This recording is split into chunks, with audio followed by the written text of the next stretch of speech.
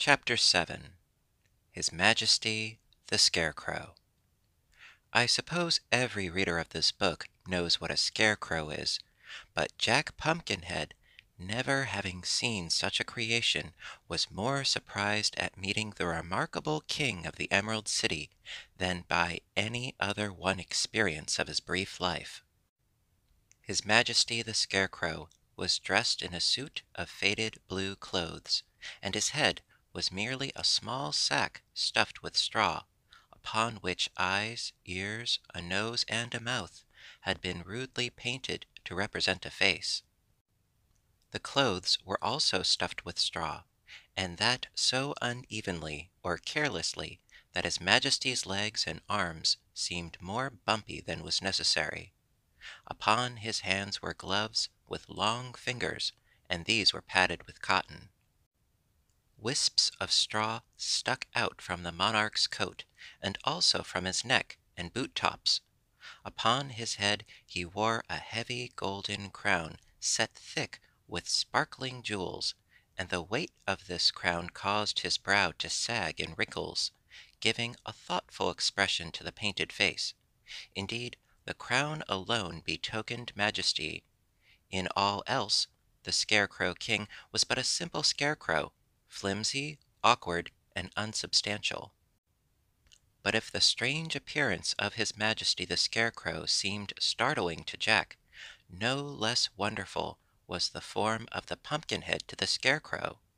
The purple trousers, the pink waistcoat, and red shirt hung loosely over the wooden joints Tip had manufactured, and the carved face on the pumpkin grinned perpetually, as if its wearer considered life the jolliest thing imaginable. At first, indeed, His Majesty thought his queer visitor was laughing at him, and was inclined to resent such a liberty. But it was not without reason that the Scarecrow had attained the reputation of being the wisest personage in the land of Oz. He made a more careful examination of his visitor, and soon discovered that Jack's features were carved into a smile, and that he could not look grave if he wished to. The king was the first to speak. After regarding Jack for some minutes, he said, in a tone of wonder, "Where on earth did you come from, and how do you happen to be alive?" "I beg your Majesty's pardon," returned the Pumpkinhead, "but I do not understand you." "What don't you understand?" asked the Scarecrow. "Why, I don't understand your language. You see, I came from the country of the Gillikins, so that I am a foreigner." "Ah, to be sure!" exclaimed the Scarecrow. "I myself speak the language of the Munchkins, which is also the language of the Emerald City, but you, I suppose, speak the language of the Pumpkinheads." "Exactly so, your Majesty," replied the other, bowing. "So it will be impossible for us to understand one another." "That is unfortunate, certainly," said the Scarecrow thoughtfully. "We must have an interpreter." "What is an interpreter?" asked Jack.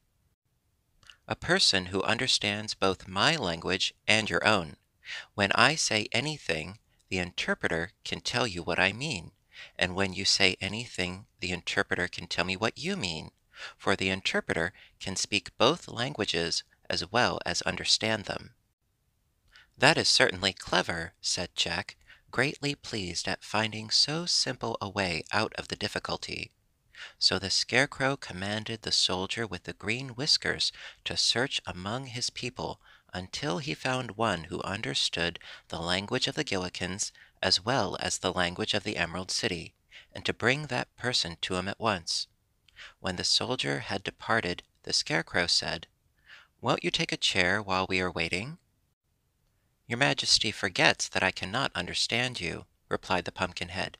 "If you wish me to sit down, you must make a sign for me to do so." The Scarecrow came down from his throne and rolled an armchair to a position behind the Pumpkinhead. Then he gave Jack a sudden push that sent him sprawling upon the cushions in so awkward a fashion that he doubled up like a jackknife and had hard work to untangle himself. "Did you understand that sign?" asked His Majesty politely. "Perfectly," declared Jack. reaching up his arms to turn his head to the front, the pumpkin having twisted around upon the stick that supported it. "You seem hastily made," remarked the Scarecrow, watching Jack's efforts to straighten himself. "Not more so than your Majesty," was the frank reply. "There is a difference between us," said the Scarecrow, "that whereas I will bend, but not break, you will break, but not bend." At this moment the soldier returned leading a young girl by the hand. She seemed very sweet and modest, having a pretty face and beautiful green eyes and hair. A dainty green silk skirt reached to her knees, showing silk stockings embroidered with pea pods, and green satin slippers with bunches of lettuce for decorations, instead of bows or buckles. Upon her silken waist clover leaves were embroidered, and she wore a jaunty little jacket trimmed with sparkling emeralds of a uniform size. "Why, it's little Jellia Jam!" exclaimed the Scarecrow, as the Green Maiden bowed her pretty head before him. "Do you understand the language of the Gillikins, my dear?" "Yes, your Majesty," she answered, "for I was born in the North Country." "Then you shall be our interpreter," said the Scarecrow, "and explain to this Pumpkinhead all that I say, and also explain to me all that he says. Is this arrangement satisfactory?" he asked, turning toward his guest. "Very satisfactory indeed," was the reply. "Then ask him, to begin with," resumed the Scarecrow, turning to Jellia, "what brought him to the Emerald City." But instead of this the girl, who had been staring at Jack, said to him, "You are certainly a wonderful creature. Who made you?" "A boy named Tip," answered Jack. "What does he say?" inquired the Scarecrow. "My ears must have deceived me. What does he say?" "He says that your Majesty's brains seem to have come loose," replied the girl demurely. The Scarecrow moved uneasily upon his throne and felt of his head with his left hand. "What a fine thing it is to understand two different languages," he said, with a perplexed sigh. "Ask him, my dear, if he has any objection to being put in jail for insulting the ruler of the Emerald City." "I didn't insult you," protested Jack indignantly. "Tut, tut!" cautioned the Scarecrow. "Wait until Jellia translates my speech. What have we got an interpreter for if you break out in this rash way?" "All right, I'll wait," replied the Pumpkinhead in a surly tone, although his face smiled as genially as ever.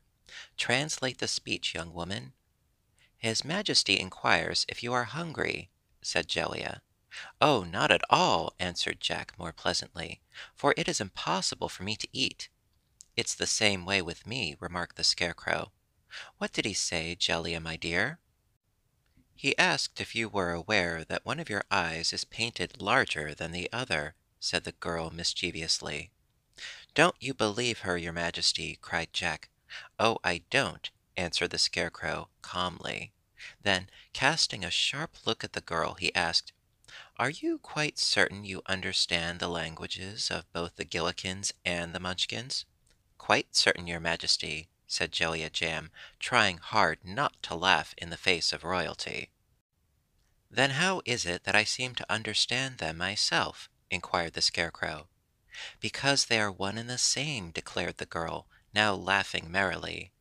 "Does not your Majesty know that in all the land of Oz but one language is spoken?" "Is it indeed so?" cried the Scarecrow, much relieved to hear this. "Then I might easily have been my own interpreter." "It was all my fault, your Majesty," said Jack, looking rather foolish. "I thought we must surely speak different languages, since we came from different countries." "This should be a warning to you never to think," returned the Scarecrow severely, "for unless one can think wisely, it is better to remain a dummy, which you most certainly are." I surely am," agreed the Pumpkinhead. "It seems to me," continued the Scarecrow, more mildly, "that your manufacturer spoiled some good pies to create an indifferent man." "I assure your Majesty that I did not ask to be created," answered Jack. "Ah, it was the same in my case," said the king pleasantly. "And so, as we differ from all ordinary people, let us become friends." "With all my heart!" exclaimed Jack. "What? You have a heart?" asked the Scarecrow, surprised. "No, that was only imaginative. I might say a figure of speech," said the other.